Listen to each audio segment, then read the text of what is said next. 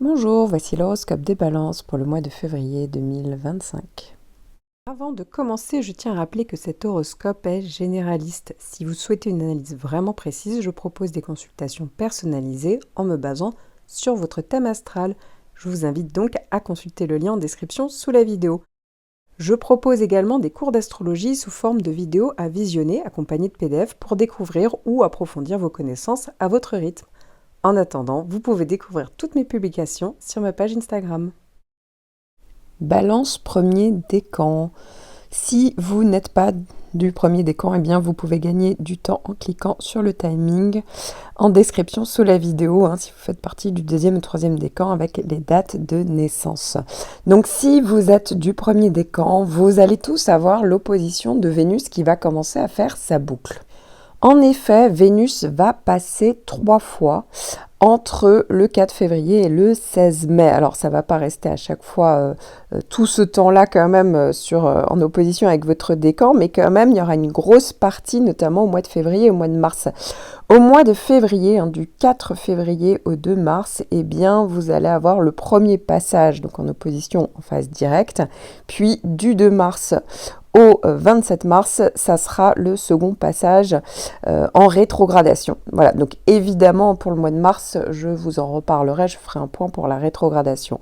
Mais déjà dans un premier temps, vous allez avoir ce premier passage de Vénus, donc à partir du 4 février, sachant que la rétrogradation démarre le 2 mars, mais en réalité, plusieurs jours avant la date de rétrogradation, la planète en fait se retrouve en phase stationnaire, on appelle ça la phase stationnaire, et donc quelques jours avant, vous allez commencer à ressentir en fait déjà les effets de la rétrogradation. Donc on peut dire qu'à partir de fin février, les effets de la rétrogradation vont commencer à apparaître petit à petit. Mais déjà dans un premier temps, je vais vous parler de l'opposition de Vénus. C'est une période qui peut parler de perturbation ou de frustration au niveau relationnel. Pour certains, ça peut être au niveau amoureux. Ça peut parler de conflits ou de manque d'harmonie parfois dans les interactions. Ça peut également être une période d'insatisfaction liée à l'apparence ou au niveau esthétique. Ça peut parler de diminution de l'estime de soi ou ça peut parler d'un sentiment d'insécurité. De même, ça peut être une période de frustration dans les domaines liés au loisir, au plaisir, au hobby. On manque peut-être de temps pour soi. Ça peut être aussi lié à l'art, la créativité ou l'expression de soi. Alors évidemment, attention aux achats compulsifs, mais ça peut être aussi une période où on a eu une dépense qui n'était pas forcément prévue, ou sinon ça peut être une période de frustration au niveau matériel, mais je vous rassure, la liste n'est évidemment pas exhaustive. En revanche, c'est une période qui peut marquer le début d'un processus où des thématiques ou des situations spécifiques peuvent émerger. Et donc ça va souvent être destiné en fait à être réexaminé ou approfondi lors de la rétrogradation, donc plutôt pas avant fin février, mais surtout au mois de mars. Donc ça va être un temps d'initiation où va y avoir peut-être des premiers indices ou peut-être des premières tensions ou de premières réflexions qui peuvent apparaître. Encore une fois, c'est pas forcément ultra négatif parce qu'en fait en soi Vénus c'est pas une planète, c'est pas du tout la pire des planètes, mais en revanche ça peut venir vous interroger. Vous voyez ce que je veux dire? Il y a peut-être des choses sur lesquelles peut-être va falloir revoir, réévaluer et ça sera pendant la période de rétrogradation. Si vous êtes du début des camps, donc ça veut dire que si vous êtes né entre le 22 et le 27 septembre, vous avez donc toujours le trigone de Pluton. Alors, je parle évidemment beaucoup plus longuement des effets de cette planète dans votre horoscope annuel, Balance 2025. Mais ici, effectivement, pour résumer un petit peu les effets, le trigone de Pluton peut parler d'un travail qu'on fait sur soi. On va au fond des choses, on peut se libérer de certains schémas répétitifs. Voilà, il y a vraiment cette idée peut-être de reprise de contrôle, de régénération, de transformation en profondeur, de prise de conscience. Ça, c'est plutôt intéressant, c'est une chance d'avoir Pluton. Et il y a vraiment cette idée de mieux comprendre, comme je le disais, d'aller au fond des situations. Or, pendant cette période où Vénus va passer quand même 3 fois, et plus particulièrement donc au mois de février, et alors ça sera surtout le cas au mois de mars, finalement, le fait d'avoir les bons aspects de Pluton va vous aider à mieux comprendre les situations, à mieux évaluer les choses. C'est-à-dire qu'il n'y aura pas forcément moins en tout cas le prisme négatif parfois qu'on pourrait avoir par la frustration liée, comme je le disais, dans les effets de Vénus. Ici, il y aura peut-être la capacité de rebondir, la capacité d'aller au fond des choses, de mieux comprendre, d'avoir des prises de conscience. Vous voyez, donc forcément, on va dire, c'est une bonne aide pour traverser cette période, encore une fois, qui n'est pas forcément terrible, hein, ça reste Vénus, quoi, mais en tout cas, ça peut être une bonne chose d'avoir cette planète en votre faveur, justement, pour pouvoir mieux analyser et peut-être faire un bon tri, peut-être assainir une situation, revoir une situation. Et d'ailleurs, ça peut agir comme un outil en fait pour révéler les vérités cachées, mais d'une manière plus constructive, vous voyez.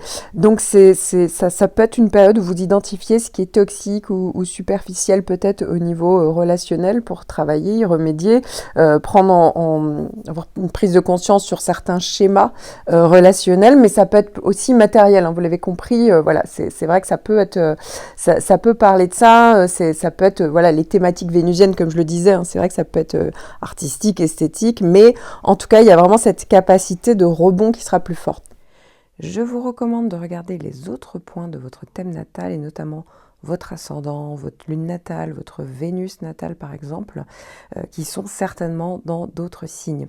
Car ici, je ne vous parle que d'un seul point de votre thème, donc c'est votre signe solaire, le signe que vous connaissez tous, sauf que l'astrologie, c'est beaucoup plus précis que ça pour que ça fonctionne réellement. C'est comme si là, vous aviez que 15% environ de vos prévisions. Donc, si vous étiez perdu ou si vous souhaitiez tout simplement avoir une consultation personnalisée de tout votre thème natal, n'hésitez pas, je suis là.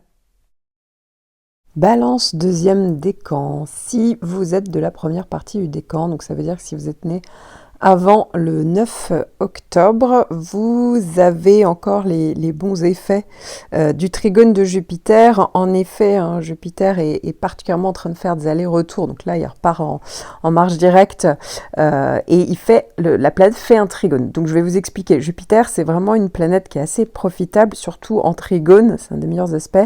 Et donc, ça veut dire que ça va parler, et ça parle hein, depuis donc l'été dernier, de possibilités, d'opportunités, d'expansion, de bien-être, de rebond. Alors évidemment en fonction du reste de votre thème, si par exemple il y avait des points qui étaient pris avec des transits plus compliqués, effectivement le fait d'avoir un transit de Jupiter sur un point important, parce que là vous regardez tous pour votre soleil natal, donc sur ce point-là forcément ça aide quand même à avoir une contrepartie, vous voyez, dans un autre domaine par exemple, ou pouvoir rebondir, avoir une solution, avoir quand même, vous voyez, quelque chose qui reste positif. Et donc ici, eh bien ça continue puisque Jupiter est revenu au début de votre décan pour continuer à donner des bons effets. Donc c'est pour ça que vous avez encore la protection de Jupiter. Et puis pour le reste du décan, hein, ça va revenir, mais plus sur mars, avril, mai, voilà, hein, ça va. C'est le temps que Jupiter retraverse encore une dernière fois tout votre décan. Mais donc faut en profiter. Faut se mettre en avant, faut oser, hein, pour certains d'entre vous, il y a vraiment cette possibilité-là. Faut espérer parce que Jupiter, comme je le disais, hein, amène plutôt de la facilité, de la fluidité, de la confiance en soi. Voilà, donc c'est quand même plus simple d'avancer avec des bons aspects de Jupiter. Maintenant, si vous êtes plutôt donc de la fin du décan, donc si vous êtes né le 9 octobre ou après, vous avez 9, 10, 11, vous voyez, voilà, on est vraiment sur la deuxième partie du décan, et plus vous êtes de la fin du décan, plus vous serez concerné par Mars. Mars, en effet, fait des allers-retours. Pareil, Mars est en train de faire donc une boucle. Et vous avez eu le premier passage, alors c'était très rapide, c'était peut-être furtif, vous n'êtes pas forcément bien rendu compte l'automne dernier, mais ici, Mars revient beaucoup plus longuement sur vraiment cette partie-là de votre décan en carré. Donc le carré, c'est plus un aspect de tension, de défi. Mars est la planète de l'action, mais aussi de l'impulsivité, hein, pour certains. Alors ça va dépendre d'entre... Tout le monde ne va pas être ultra impulsif pendant cette période, je vous rassure. Et donc Mars va vraiment rétrograder, puis repasser en marche directe. Et donc cette rétrogradation dans votre décan aura lieu tout le mois de février. Il faut savoir que le 24 février, c'est la période où Mars est supposé arrêter sa rétrogradation et revenir en marche directe, sauf qu'en fait, il y a une semaine à 10 jours où la planète, on va dire, est en phase stationnaire, c'est-à-dire qu'elle reste vraiment sur le même degré. Et ici, ça veut dire que le temps que la planète reparte, on peut compter le mois de mars pour quand même début mars. Voilà, c'est le moment où la planète petit à petit va reprendre sa vitesse normale. Et donc, il y aura quasiment, je dis bien quasiment, parce qu'à quelques jours près, 2 mois, avec Mars vraiment qui reste sur les derniers degrés donc de votre décan, voilà, et donc qui ne part pas, ça va prendre un certain temps. Donc, faut bien prendre conscience en fait des possibilités de Mars, des défis que ça va vous envoyer pour justement optimiser au maximum cette période.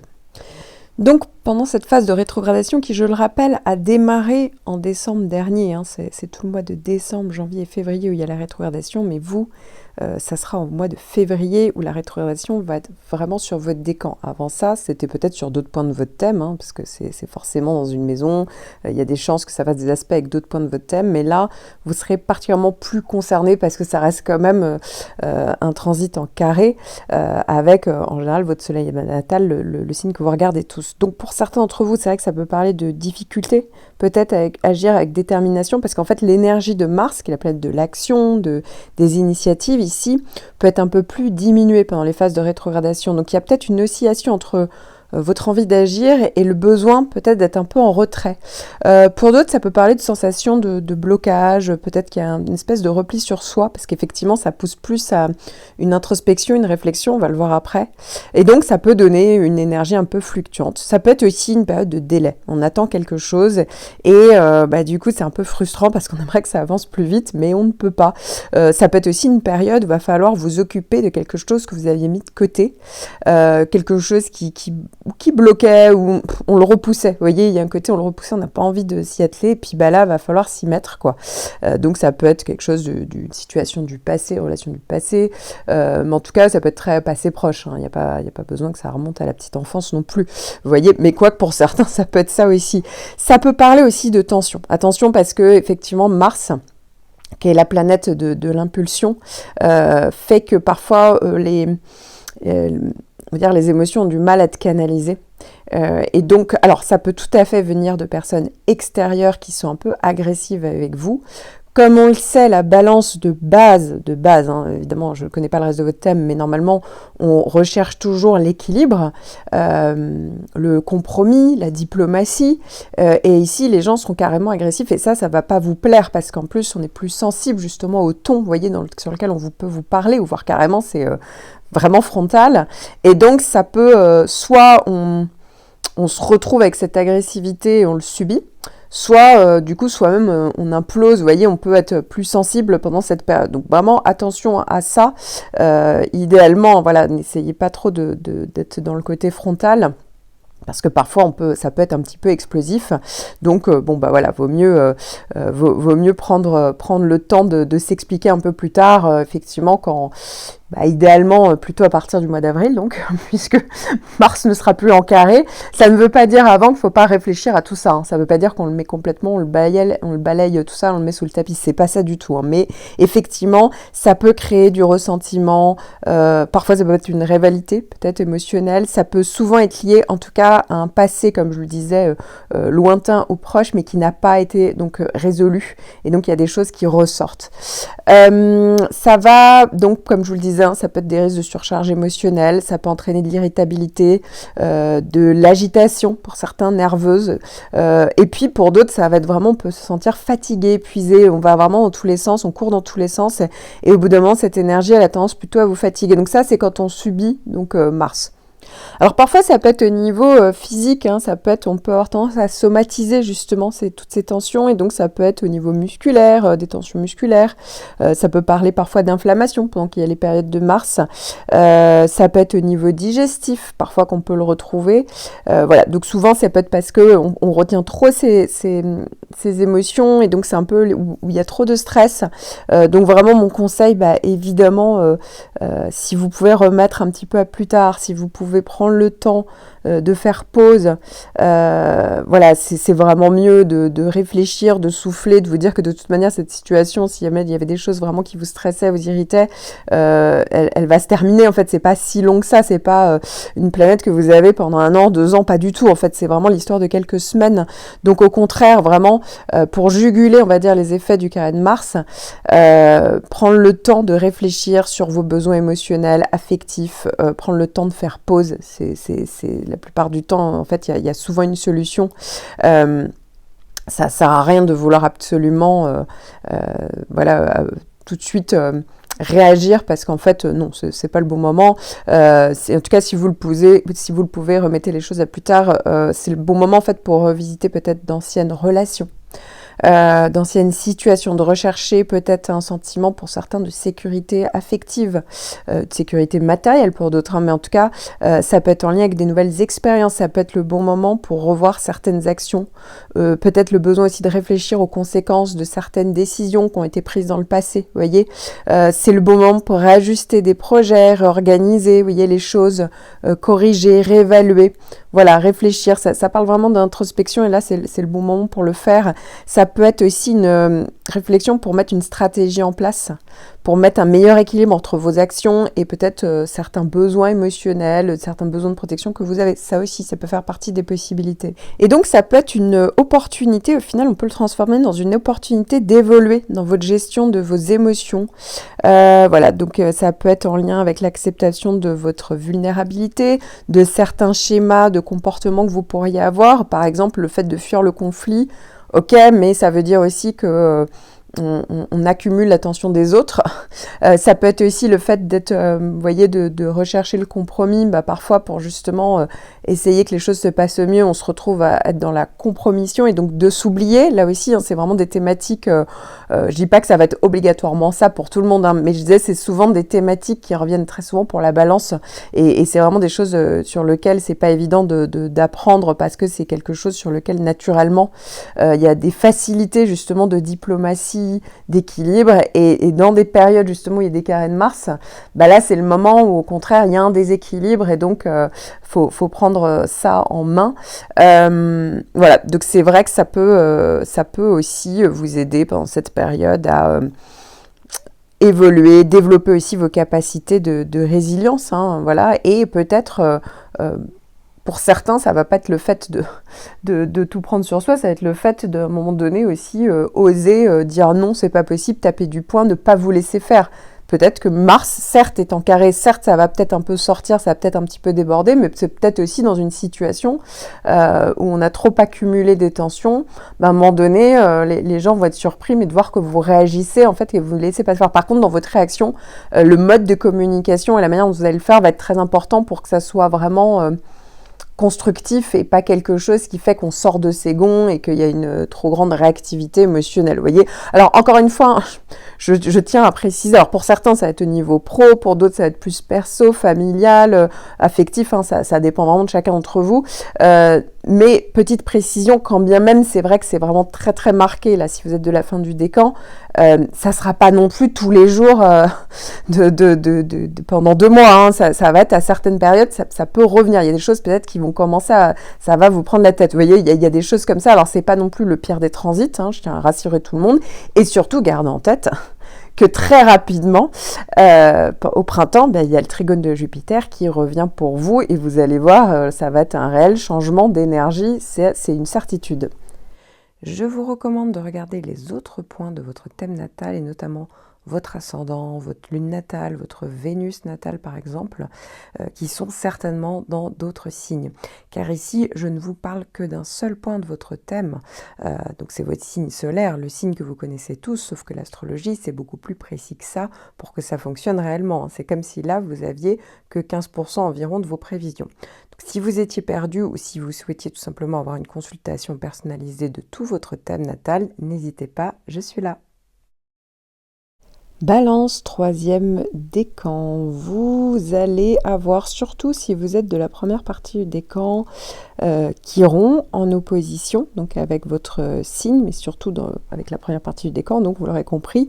Si vous êtes de la deuxième partie du décan, Chiron va continuer de traverser tout votre signe pendant l'année, mais c'est pas à cette période-là où vous serez le plus concerné. Donc ça veut dire que sur ce point-là de votre thème, c'est une période un peu neutre, mais encore une fois, sur ce point-là, parce qu'en fait, il y a peu de chances que le reste des points de votre thème soient neutres et ne reçoivent aucun transit. En général, c'est pas possible. Mais sinon, pour Chiron, donc en opposition, si vous êtes de la première partie du décan, effectivement, eh bien, ça peut parler de... ça peut remettre... sur le devant de la scène, en fait, certaines blessures émotionnelles ou psychologiques, vous voyez, qui n'ont pas été forcément résolues. Donc, ça peut vous offrir une opportunité de guérison, de croissance. Et donc, voilà. Donc, c'est vrai que ça peut agir comme un miroir qui va peut-être mettre en lumière des zones de vulnérabilité à travers peut-être des relations ou des situations extérieures. Mais ça peut être le fait de faire un travail sur soi, tout simplement. Donc, ça peut réactiver effectivement certaines blessures. Ça peut provoquer un sentiment... Alors, pour certains, ça va dépendre, mais ça peut être un sentiment de rejet ou d'insécurité ou une remise en question de votre valeur personnelle. Voilà, ça peut faire partie de ce type de possibilités. Ça peut être sur des sujets vraiment très précis, et bien évidemment. Donc, ça peut être... en lien avec le côté professionnel pour certains, pour d'autres ça sera plus familial, pour d'autres ça sera plus relationnel, affectif, et pour d'autres enfin rien à voir avec tout ça, c'est vraiment il y a quelque chose, il y a des moments, il y a des résurgences, vous voyez, c'est un peu ça, mais c'est pas non plus, comment dire, Chiron, c'est pas non plus... un transit planétaire qui fait que même si ça dure un bon bout de temps, c'est quelque chose que vous aviez déjà là en 2024, c'est de la première partie des camps, mais c'est pas quand même quelque chose qui vous freine complètement, vous voyez ce que je veux dire? Mais c'est là, vous voyez, c'est un petit peu en toile de fond. Ça va parler aussi parfois de peut-être de tensions dans les relations, ou en tout cas, c'est pas forcément des grosses tensions, mais alors ça pu l'être davantage peut-être là pendant le mois de janvier parce qu'il y avait Mars qui faisait un carré rétrograde, mais effectivement il y a peut-être des choses qui ont pu ressurgir, vous voyez, suite à ces tensions. Ça peut faire partie des possibilités. Mais effectivement les autres peuvent devenir un reflet des blessures que vous portez en vous. Ça aussi, ça peut faire partie des possibilités. Une remarque, quelque chose, vous voyez, bon, voilà. Et donc ça peut vous pousser à mieux comprendre, reconnaître en fait des schémas récurrents dans votre dynamique, en fait, peut-être mode de pensée, relations interpersonnelles, etc.